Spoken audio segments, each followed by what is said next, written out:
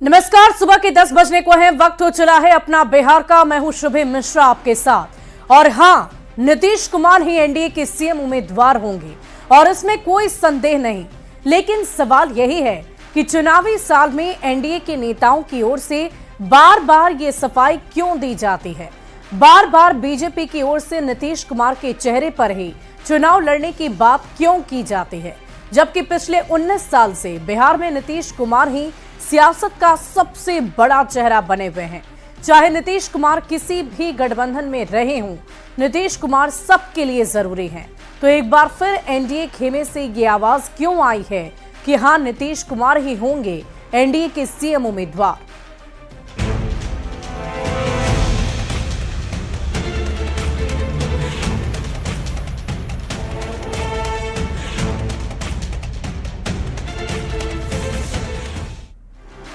और बिहार में एनडीए के नेताओं ने एक बार फिर यह स्पष्ट कर दिया है कि 2025 का विधानसभा चुनाव नीतीश कुमार के नेतृत्व में ही लड़ा जाएगा और नीतीश कुमार ही बिहार के सीएम भी बनेंगे। यानी बिहार में अगली बार भी नीतीश कुमार रहेंगे, क्योंकि देश की राजनीति की समझ रखने वाले हर आम और खास को ये पता है कि नीतीश कुमार जब भी सियासी करवट लेते हैं, सियासत की सूरत ही बदल जाती है। और ऐसे में एनडीए नेताओं को ये मालूम है कि बिहार में अभी कोई ऐसा राजनीतिक दल नहीं जो बिना नीतीश कुमार को साथ लिए अपने दम पर सत्ता की सीढ़ियों को चढ़ सके। लिहाजा बिहार एनडीए में सर्वमान्य चेहरा नीतीश कुमार है और उन्हीं के नेतृत्व में चुनाव की रणनीति के लिए शुक्रवार को पटना में जेडीयू के प्रदेश अध्यक्ष उमेश कुशवाहा के आवास पर एनडीए के घटक दलों की बैठक हुई, जिसमें जेडीयू के साथ ही बीजेपी, चिराग की पार्टी एलजेपी, रामविलास मांझी की पार्टी हम और उपेंद्र कुशवाहा की पार्टी आरएलएम के नेता शामिल हुए और सभी ने नीतीश के नेतृत्व पर सहमति जताई। हालांकि ये सिर्फ औपचारिकता थी। कोई चुप्पी नहीं साधा। उन्होंने कहा कि भारतीय जनता पार्टी में कि इस तरह के रणनीति का फैसला जो है पार्लियामेंट्री बोर्ड लेती है। साथ ही उन्होंने स्पष्ट किया है कि नीतीश कुमार जी के नेतृत्व में बिहार आगे बढ़ेगा और हम चुनाव लड़ेंगे। नहीं, इसमें तो स्पष्ट है कि एनडीए घटक दल के तमाम नेता ने माननीय मुख्यमंत्री नीतीश कुमार जी के नेतृत्व में 2025 चुनाव लड़ने का तय है और उनके नेतृत्व में 225 फिर से नीतीश, ये हम लोग का लक्ष्य है। और बिहार की राजनीति में नीतीश कुमार सबके लिए जरूरी है। पिछले 19 साल के सियासी ट्रेंड को अगर देखें तो ये पता चलता है कि नीतीश कुमार जब जब जिसके साथ खड़े रहे हैं, सत्ता का स्वाद उसी ने चखा है। 2005 विधानसभा चुनाव को याद कीजिए, बीजेपी के साथ नीतीश आरजेडी से सत्ता बाहर हो गए। 2009 के लोकसभा चुनाव में बीजेपी के साथ जब नीतीश कुमार आए तो एनडीए ने 32 सीट जीती।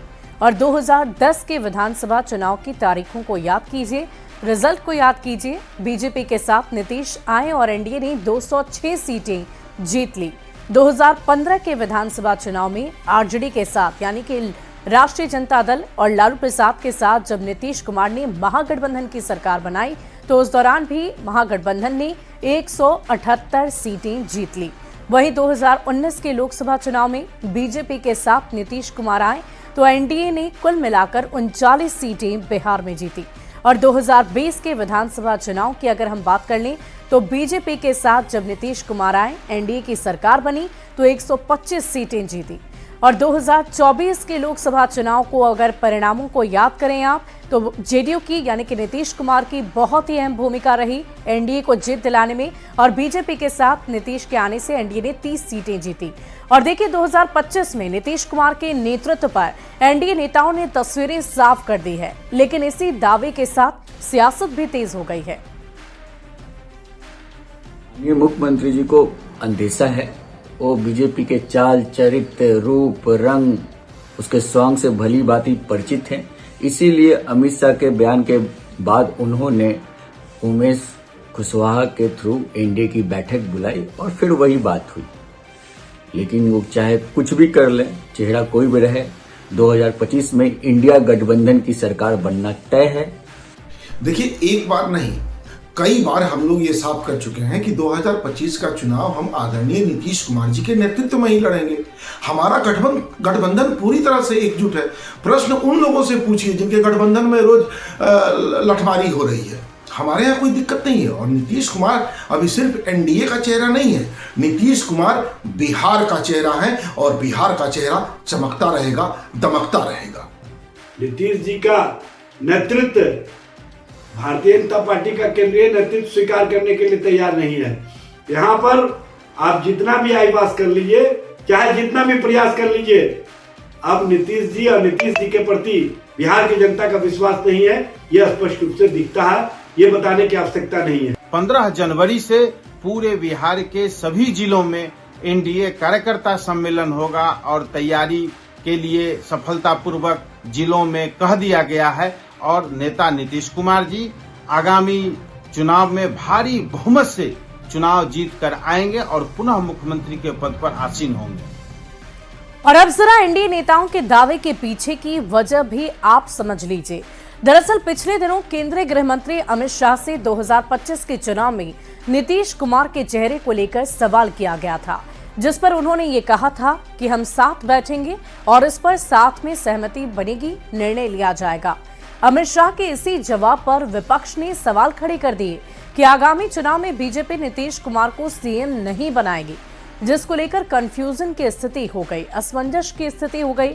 लिहाजा इस दुविधा को खत्म करने के लिए शुक्रवार को एनडीए नेताओं की बैठक हुई और सभी ने नीतीश कुमार के नाम पर सहमति जताकर एक बड़ा संदेश देने की कोशिश की कि नीतीश कुमार के नेतृत्व में चुनाव लड़ा जाएगा और वे ही बिहार के अगर मुख्यमंत्री बनते हैं तो वही बनेंगे, वही सीएम चेहरा भी होंगे। और इसी के लिए ये बैठक आयोजित की गई थी, जिसमें सर्वसहमति से यही निर्णय लिया गया कि हाँ, बिहार के मुख्यमंत्री के तौर पर सिर्फ और सिर्फ बिहार के सीएम नीतीश कुमार ही होंगे। बढ़ते आगे, जैसलमेर में राज्यों के वित्त मंत्री के साथ प्री बजट मीटिंग। केंद्रीय वित्त मंत्री निर्मला सीतारमण से बिहार की मांग, बिहार के विकास के लिए ज्यादा मदद करे केंद्र सरकार, 25,000 करोड़ का ब्याज मुक्त लोन दे केंद्र सरकार, बिहार को और कर्ज लेने की मंजूरी दे केंद्र सरकार, पेट्रोल डीजल पर सरचार्ज का हिस्सा बिहार को मिले, पशुपतिनाथ वैद्यनाथ धाम कॉरिडोर बनाने की मांग भी की गई है। नेपाल सीमा के लदनिया से नवादा तक नई सड़क बनने के लिए मांग की गई। रक्सौल दिगवाड़ा हाई स्पीड कॉरिडोर बनाई जाए, इसकी भी चर्चा की गई है। छपरा से गोपालगंज तक 4 लेन सड़क बने, इसकी भी मांग की गई। बक्सर, अरवल, बिहार शरीफ, जमुई 4 लेन सड़क बने। पटना के दीघा सेतु का विस्तार कोइलवर तक किया जाए। रिविलगंज से सिताब दियारा तक घाघरा नदी पर नया पुल बनाया जाए और बिहार सरकार ने 2 नए रेल लाइन बनाने की भी मांग की है। बेटा से औरंगाबाद और सुल्तानगंज से देवघर रेल लाइन की मांग की गई। 4 रेल खंडों के दोहरीकरण की मांग की गई।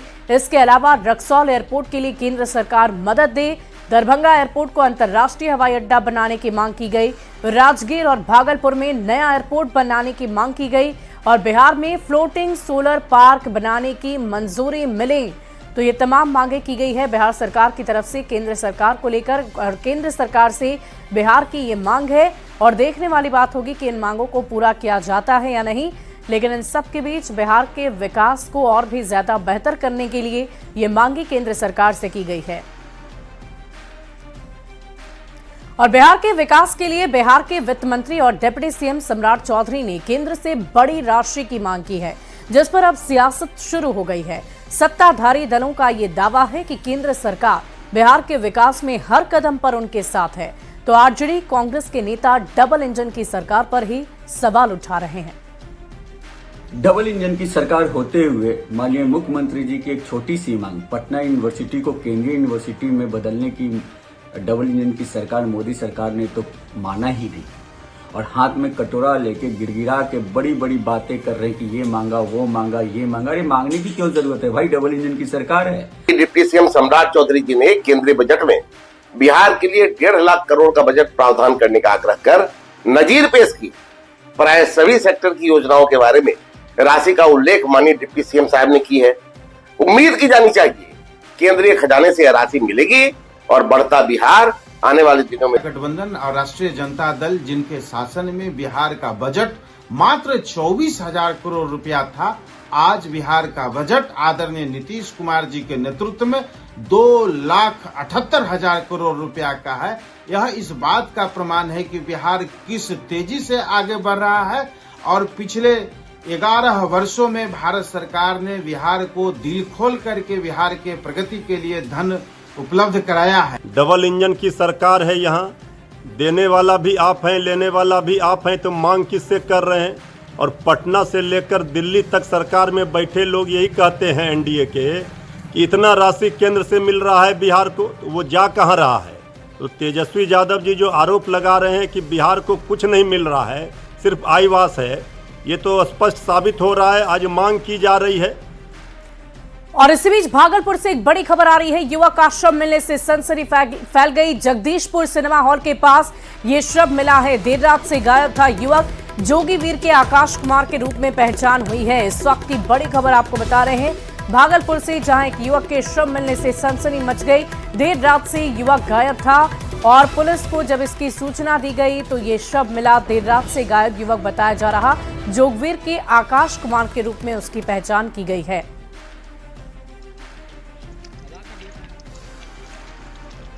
तो भागलपुर से ये बड़ी खबर आपको बता रहे हैं। देर रात से गायब था युवक और इस बात की सूचना जब पुलिस तक पहुंची तो उसके बाद छानबीन की गई और छानबीन में ये शव मिला। शव की पहचान आकाश कुमार के रूप में हुई है। भागलपुर से ये बड़ी खबर आपको बता रहे हैं। और अगली खबर पटना के दानापुर से है, जहां बेहटा एयरफोर्स परिसर में एक बार फिर तेंदुए के दिखने से डर से 55 दिन बाद खुला वायुसेना केंद्रीय विद्यालय को बंद करना पड़ गया, जिसकी वजह से बच्चों की पढ़ाई प्रभावित हो रही है, बाधित हो रही है। और ऐसे में स्थानीय लोगों में गजब का आक्रोश है। दरअसल बेहटा में वायुसेना केंद्रीय विद्यालय तेंदुए के डर से बीते 25 अक्टूबर से बंद था, जिससे 1100 से ज्यादा बच्चों की पढ़ाई बाधित थी। बच्चों के भविष्य को देखते हुए करीब 55 दिन बाद स्कूल को दोबारा खोला गया, लेकिन कैंपस में एक बार फिर तेंदुआ देखा गया। इसके कारण अगले दिन से स्कूल को फिर से बंद कर दिया गया है। स्कूल के शिक्षक और अभिभावकों में भय बना हुआ है। साथ ही बच्चों की पढ़ाई प्रभावित होने के कारण अभिभावकों में आक्रोश भी है।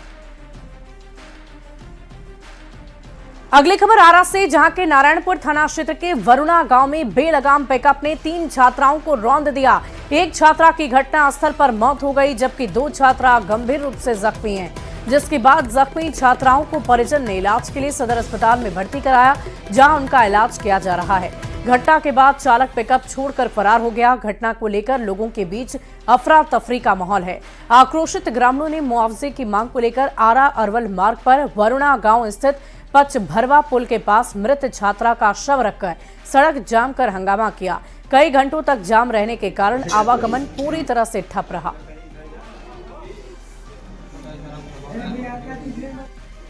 बढ़ते आगे, अगली खबर वैशाली से, जहां सुबह सुबह वॉक पर निकले एक साइकिल व्यवसायी को अज्ञात अपराधियों ने गोली मार दी। घायल व्यवसायी को इलाज के लिए सदर अस्पताल में भर्ती किया गया। घटना वैशाली थाना क्षेत्र के चांदनी चौक के पास की है। जानकारी के अनुसार दाऊदनगर साइकिल व्यवसायी कमलेश कुमार रोज की तरह घर से टहलने के लिए निकले थे और उसी दौरान बाइक सवार 3 अपराधियों ने उन्हें घेर लिया। मोबाइल पैसे छीनने की कोशिश की। व्यवसायी के विरोध करने पर अपराधियों ने उन्हें गोली मार दी, जिसके बाद सभी अपराधी मौके से फरार हैं। पुलिस फिलहाल इस पूरे मामले की तहकीकात में जुटी है।